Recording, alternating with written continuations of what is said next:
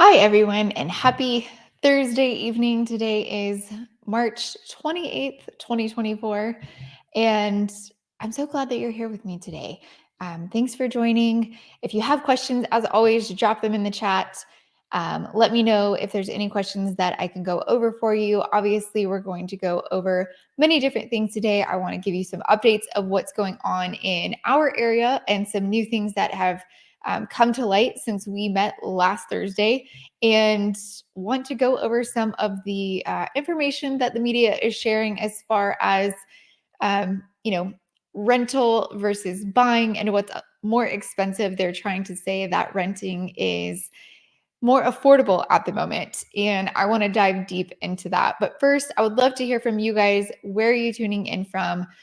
Where are you coming from today? What's it like? I have to say, I am extremely thankful. Today is super sunny, very happy. It's like 70 degrees here in Georgia. We had a little bit of rain earlier this week. Sadly, I normally am totally against having the rain because it just makes it gloomy, but we have so much pollen right now that I almost welcome the rain to kind of just come in and swoosh it away, because there's literally just a cover on my car where I can drag my finger through it.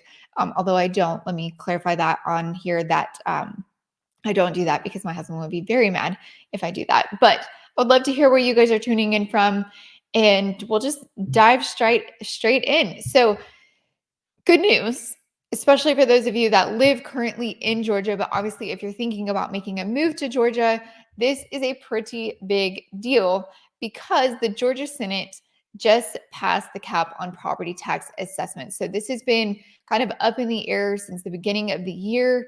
But the good thing is that they did pass this. So basically, what this is going to do is taxes can no longer go up more than 3%. So obviously, we've had home prices the last couple of years that were going up substantially. And when your property taxes go up, or when your property home values go up, so do your property taxes. And in many cases, this was making it pretty much unaffordable for people to own the home that they currently had. This is how you end up with a sea of foreclosures, is if you continue to raise taxes on people where they could originally afford their monthly payment. When they bought this home, it was completely affordable to them. They, thought about everything. They ran the numbers. It worked for them. But then as property, home values go up, so do their taxes. And so in some instances, the last couple of years, people's home monthly payments on their home have gone up a couple $100s. And for many of us, we're on a budget. And so a couple $100s changing in our monthly payment can substantially change your affordability and what your, monthly expenses are looking like. So the fact that this was passed, is a huge deal. The one thing I will say is you need to make sure that you file homestead exemption. So if you haven't filed homestead exemption, which is a tax break if you own a property here in Georgia, definitely make sure that you are doing that. As long as you get it in by April 1st, then you are good. I will clarify, if you have already filed homestead exemption, you don't have to do it annually. It sticks with you for the life of the property. If you ever sell that property and move to a new property, then you would need to file it on the new property that you have moved to. But if you've already filed it on your current property, you do not have to file it again. But you do have to have homestead exemption on your property in order for this 3% cap to be considered on your property. You can always appeal your taxes as well, your property tax value. If you feel that it has come in unfairly, you can always appeal that with the county, and then they will get back to you with their findings. I've helped quite a few people with pulling comps to see, like, is it a fair reading? Is it not? So if you find yourself in that boat, feel free to reach out to me. We can dive into that deeper. But that is some great, great news. Carl, raining. Oh man, I kind of want it a little bit, but then I kind of don't. So I get it. Tequila, love it. Hey y'all, today was raining all day and chilly. Oh man, I'm glad we're not chilly. It is sunshiny outside, which makes me so happy. My man Anthony, I think 3% is fair, closer to normal averages, right? It definitely is much closer to normal averages. 3% a year is doable in most cases. What we've seen the last couple of years is not doable. It's not sustainable. And in some cases, you don't really even see a property adjustment or a property tax adjustment. It's very minimal. It just really depends on how much the annual value has gone up. And with the last couple of years, it's been a bit higher than normal. And so those taxes really sent people into a tizzy last year. I swear I knew the headlines would say renting is now cheaper than buying a house. I called it forever renting. You just wait till I get to that. You and I are going to go head to head today. So another good news. Well, I think it's good news. I guess it really depends on who you are. I think it's great news. We are going to be seeing let's go over to this slide here. The gathering at South Forsyth, it got the green light. So we're going to be seeing a brand new area built over. This is going to be in Forsyth County. It's going to be on the south side of Forsyth County. This is going to be great. It's going to bring in a lot of revenue for the area. The hope is that there's going to be a hockey arena or a hockey team. They're going to be building the hockey arena. There's going to be restaurants, shopping. I feel like it's going to be very similar to the Avalon if you're familiar with that area. It's going to be very, very similar to that. I would play this for you, but it gets stuck. So I feel like if you have been to the Avalon or wherever you are, if you have like an outdoor shopping venue over here, we have like the Battery over in Marietta. Right next to that is the Braves Stadium. And then we've got the Avalon, which is a great shopping experience. Lots of restaurants, condos above. It's got the hotel at Avalon at the end. And this is sounding like it's going to be very, very similar to that. They're building the hockey arena in hopes that we will get a hockey team to come back to Atlanta, Georgia, because our hockey team left us a few years back and went to Canada. So with that being said, this is going to really bring in some streams of revenue for the area, which could be a great thing. The only thing that I've heard negative is the fact that people are kind of wondering what this is going to do to traffic. Now, I will say that they thought about this. They're already making additional exits off of Highway 400, which I think is very smart. They're thinking ahead of the game for once. So it's a new development, would be 1,800 seat hockey arena. The proposed live work play center would be located at Ronald Reagan Boulevard and Union Hill Road, about a mile from Georgia 400. So if you're familiar with the South Forsyth area, or this is going to be like South Cumming, this is going to sit at kind of the exit between exit 13 and exit 14 area. And so a lot of area for it to be. There's a lot of kind of play in that area. There's room to grow in that area. So I think traffic wise, they picked a really great location because it's not where something already is, which is very thoughtful. And again, like I said, they've been thinking. They put additional exits off of Highway 400 to compensate for that. Ronald Reagan Boulevard is already a 4-lane road there. So hopefully the traffic won't be too bad. The one other question that I've had people ask, especially people that live in that area or people that are thinking of moving to that area, is what is this going to look like as far as my taxes? Are my taxes going to go up? So they're stating that taxpayers are not going to be paying for this, that taxes are not going to change. They're not going to increase, that the project would be fully funded by the real estate taxes from the buildings that they're going to be building. So the people that are going to be there, the hockey arena and the money that they're making from that, the restaurants, different things that are going to be in there, that is where the majority of the money would be coming from. And that they're saying that Forsyth County taxes, people that live in Cumming, you're not going to see a difference in your taxes when it comes to this arena. So fingers crossed that, government keeps their word, but we all know how that goes. Let's take a look at the comments. Mr. B, the man, the myth, the legend, Anthony Banks. I'm ready, Mama L, for the rebuttal. I'll play the game. Please do. I welcome your rebuttal on all of this. Do you think they will expand MARTA up 400 to where the arena is located? You read my mind, Anthony. They haven't said that they're going to do this yet, but I really do think that it would be something that would be helpful. I don't know if they're going to do it. Currently, it is not in the plan. It has not been brought up. It has not been put on the docket. So I don't know that they're going to do it. I think it would be helpful for traffic. We'll see what comes up.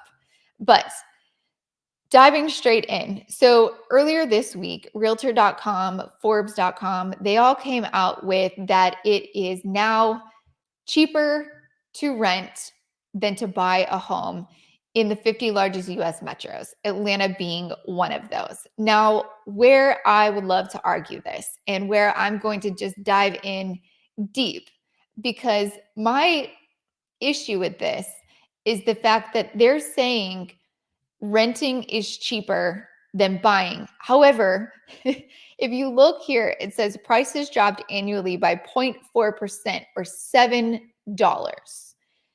Now, I don't know about you, but I can't get much for $7. Maybe a Big Mac. I don't know that I could get any more than that. I can't even go to Chick-fil-A, which is my favorite if I'm going to have to be eating out. I can't even go to Chick-fil-A for $7. So you're telling me that it's now cheaper to rent than to buy because rent dropped $7. That just doesn't seem like a substantial amount of money for it to all of a sudden be cheaper to rent than to buy. But let's dive in a little bit deeper, because I know those of you that loan, you're going to be saying, but it's $7. It's $7 that I didn't have before. Let's talk about that. So the other thing that they were saying is the biggest price cuts in the rental market were from the smaller units. Those rents for studios dropped about 1.5%, dropping to about $1,400 a month, $1,426 a month.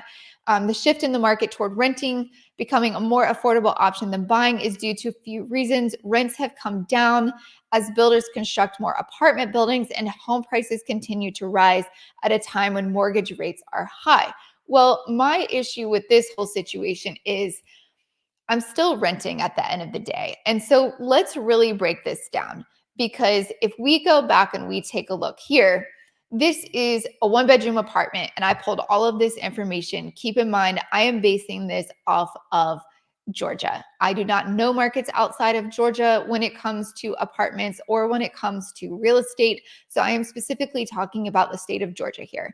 So for a one-bedroom apartment, keep in mind, they also said studio apartments were the ones that gained 1.5%, reduction compared to, one bedroom, two bedroom, things like that. But for a one bedroom apartment here locally in the Suwannee, Sugar Hill, Beaufort area, you're looking at $1,648 for a one bedroom, one bathroom apartment for 667 square feet. So that doesn't give me a substantial amount of space for almost $1,700. I don't get a yard. I don't get a doorman. I literally get my one bedroom, one bathroom apartment for 667 square feet. So looking at this on paper, let's go to the next slide here. I can get this home here, $400,000 for 1,874 square feet. So for almost 1,900 square feet, I'm paying $400,000. So technically on paper, if I go to my handy dandy calculator here, I'm going to be paying about $2,500 a month for that home, which is $400,000. So realistically, on paper, $2,500 a month versus $1,500 a month. Yes, it is a savings. I shouldn't even say a savings. It is a lower payment than I'm paying monthly at $1,500 a month versus $2,500 a month. However, this is where I feel like they don't really break it down for you. And so I'm going to go ahead and do that, because if I'm looking at that $400,000 house, which is $2,500 a month, I'm getting almost 1,900 square feet compared to, for $1,500 a month, I'm getting 667 square feet. So I'm getting triple the amount of square feet for just $1,000 more a month. So if I were to triple my payment of $1,500 a month, that would be well over my $2,500, because I'm only raising that price $1,000. So to me, this doesn't really sound more affordable. And keep in mind, with the apartment, I am forever paying this rent. And hear me loud and clear. I'm not saying you shouldn't rent, because at the end of the day, if you can afford $1,500, $1,600 and you cannot afford $2,500, the math is clear. You rent. Right now, you rent. And there is always a time and a place to rent. I have investors right now that have multiple properties that they're renting out to others, and they are currently renting themselves because that's just where they are. I'm not saying renting is a bad thing. What I'm saying is the fact that the media wants to spin it and say that it's more affordable to rent than to purchase. But when you really look at the math, it just doesn't add up. So if you want to rent for $1,500 a month, do so. But don't say that it's more affordable to do that, because with purchasing a home, I'm getting 3 times the square footage. I'm getting a piece of property that I own. I'm getting something that is tangible, that is mine. And eventually I could pay off, or eventually I could sell and use that equity. Because keep in mind, they're saying that rent has come down 1.5% for a studio, mind you, which we don't see a lot here in Georgia. So if for $7, you can reduce rent by $7, home prices here have already gained 5.4% equity this year. So if you were a homeowner, you're gaining money much more than $7 to go get your Big Mac or whatever it is. Plus the fact you're getting a yard, you're getting stability, you're getting a tax write-off. So there's just so many more things that are there for weighing on the side that you should purchase. So I just don't see that it's apples to apples. Let's go to the comments. Let me hear what you have to say. Um, let's see. I'm sorry I play too much Anthony Banks. Nope, we love it. Mama L, I've got to finesse the system, and it's only little old me. I'm a lone one, but I understand your lingo. So I would love to hear your thoughts here. Verizon raised my phone bill, so I guess what I dropped in for AT&T with a discount too. But my question to you on that is, let's go back to the phone bills. We've talked about this before. AT&T will eventually rise on you too. And then you're going to have to go back and try something else, because it's always switching back and forth, because they're never loyal to the ones that are loyal to them, right? If I go to a new, if I switch from Verizon to AT&T, I might get $1,000 phone for free. But the fact that I've been with Verizon for 15, 20 years, I don't get anything. So eventually you have to switch back to Verizon. Is it worth it? I just don't think so. I'd rather just stick with a company that I know is going to work for me. But it goes back to the affordability thing. If that's what you can afford, then go for it. You're getting high property taxes and insurance too. Fair enough. But with the cap that they just did with the 3% property tax cap, I think that will significantly help. Insurance here in Georgia, you're still having to pay rental insurance, which is not cheap anymore. Unfortunately, due to a lot of the things that happen with some of the communities and making sure that the safety of the building, you're still having to pay pretty high rental insurance, just as you would with homeowners insurance. Thankfully, Georgia has had much more affordable insurance than a lot of the people that I'm hearing when they're talking about Florida, California, New York, places like that. Between their HOA dues and their insurance, I don't know how they afford it. Then you tack on the property taxes in those areas, they're paying about $20,000 more than Georgia, just based on those factors alone. Forget what the home is actually valued at. Between insurance, HOA, and property taxes, they're $20,000 higher than us. I can't even fathom what that looks like, or get rid of the smartphones.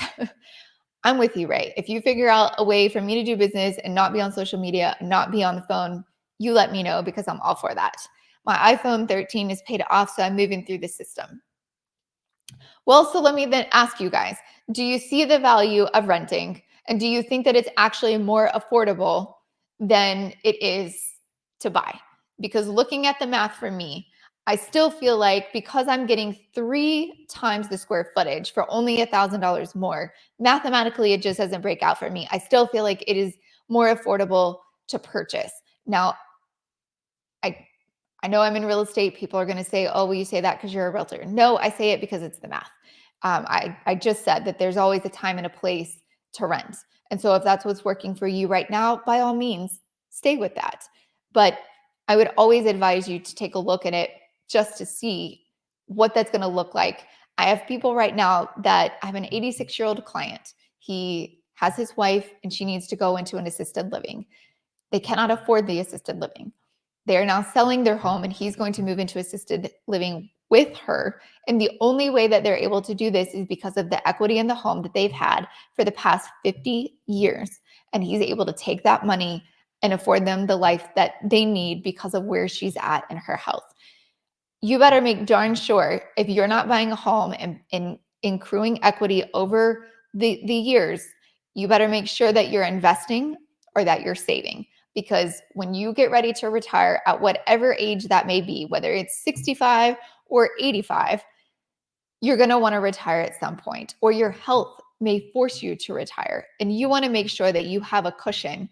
And if it's not real estate, you better make sure that you were doing something else. Ray, well, they did just adjust the cap in Texas too. And then the governor raised the property taxes again. People are mad about it, so they will get their pound of flesh.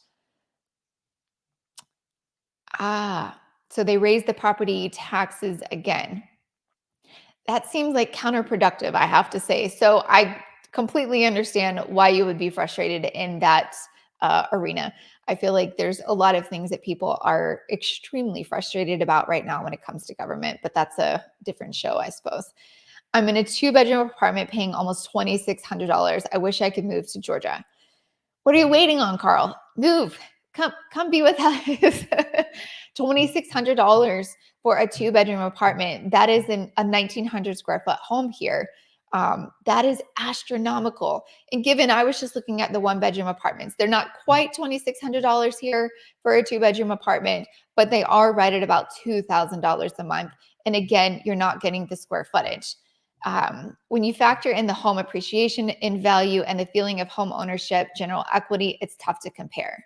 That's kind of been my thing all along. Anthony, like I said, you're getting something that's tangible, that's yours, that you own. I do understand that there's factors financially that go into play.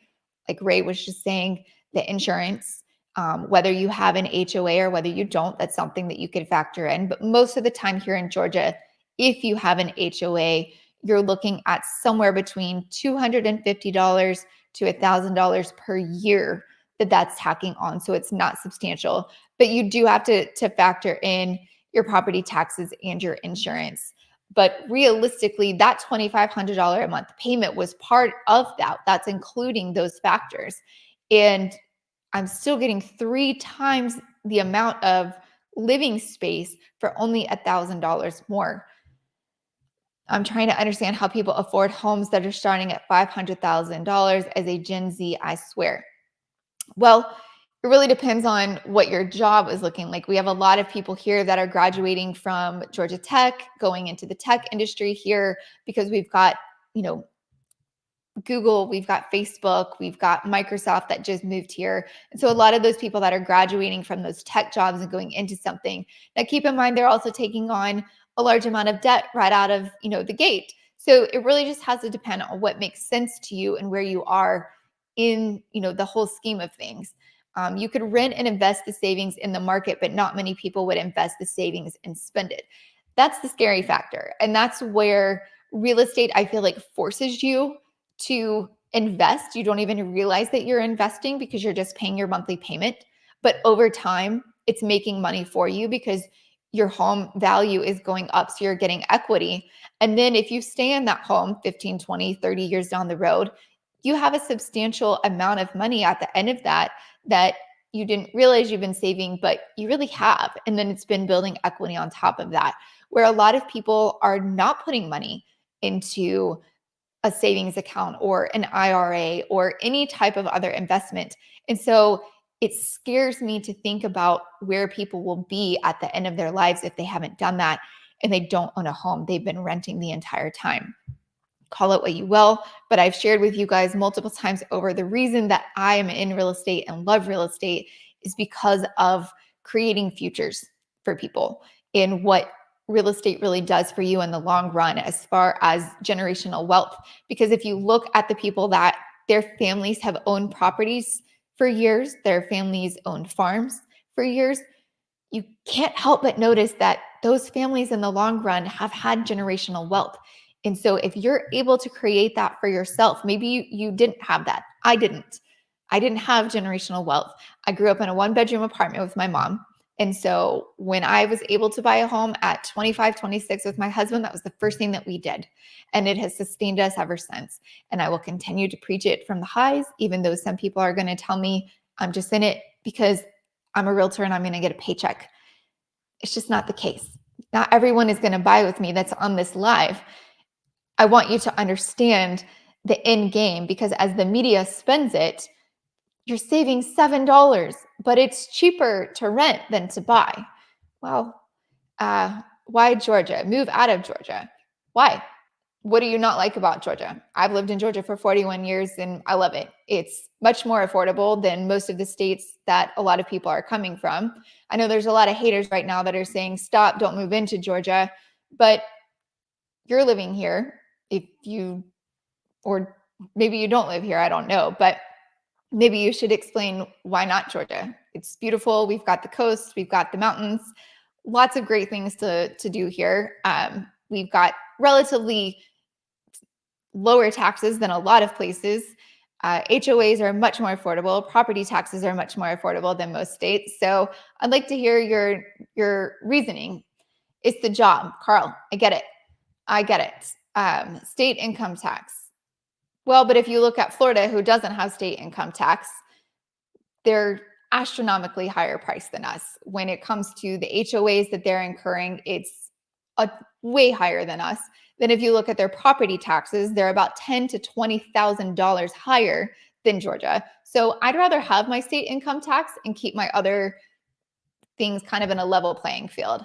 I would like to own a home. Don't get me wrong, but these jobs pay us peanuts and inflation.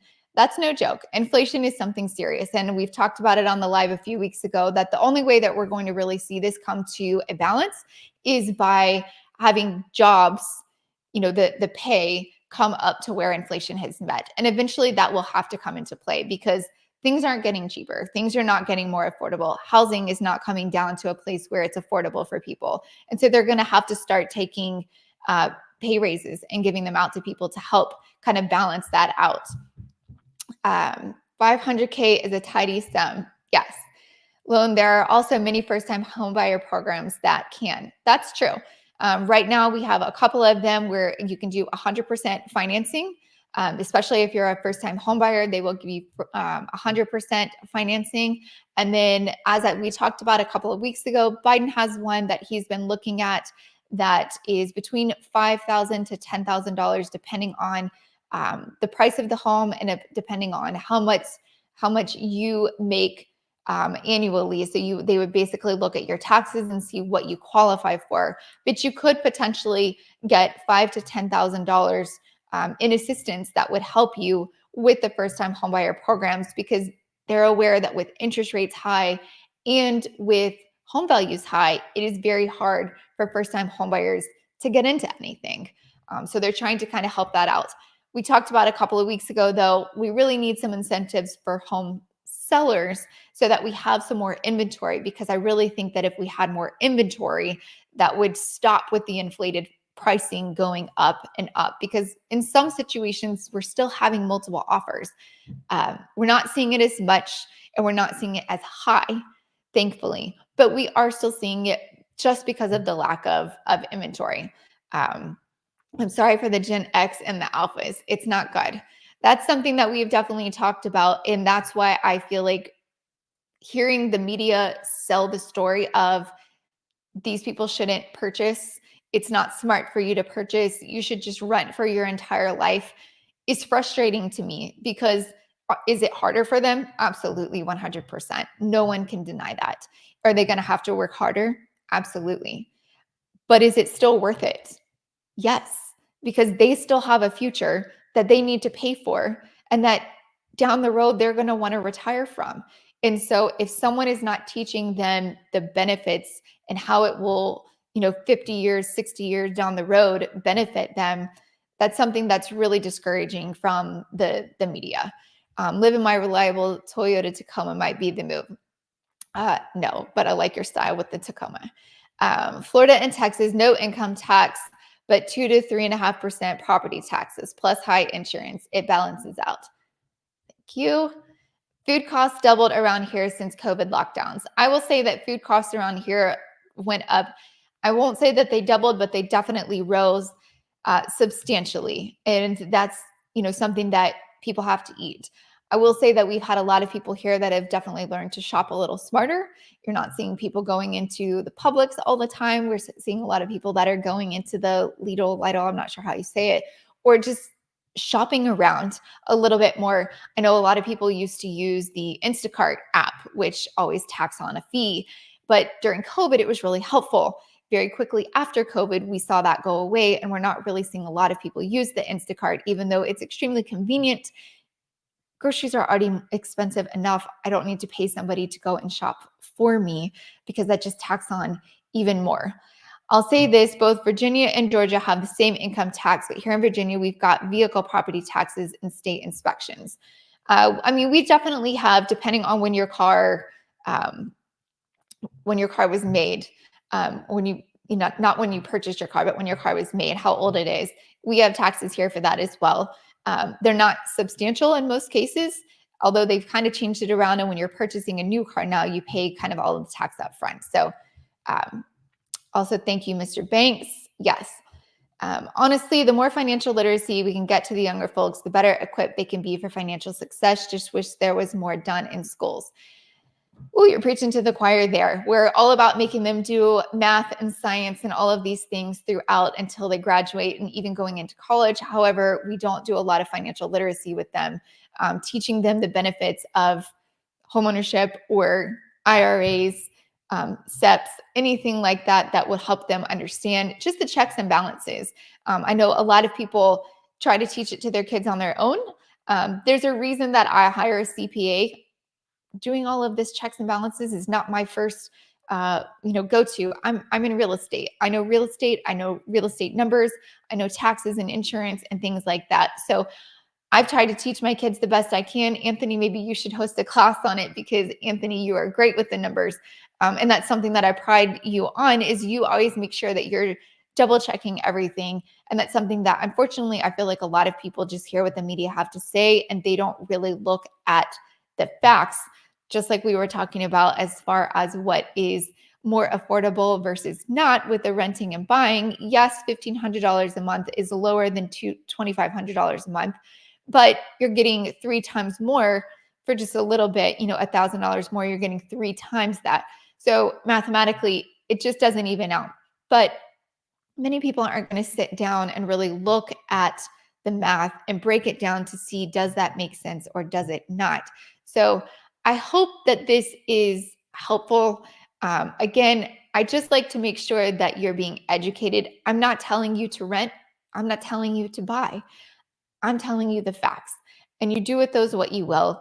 I hope this was helpful and hope that it kind of broke down the media and what they're spitting out there, because the headlines sometimes, we've talked about many times, that they're there to put fear and not really educate people. So make sure that you're doing your homework. I'm making sure that I'm doing mine, and I'm trying to make sure that I'm helping you understand. If you have any questions at all, make sure you reach out to me. Otherwise, I will see you guys next Thursday at 7 o'clock. Have a great week.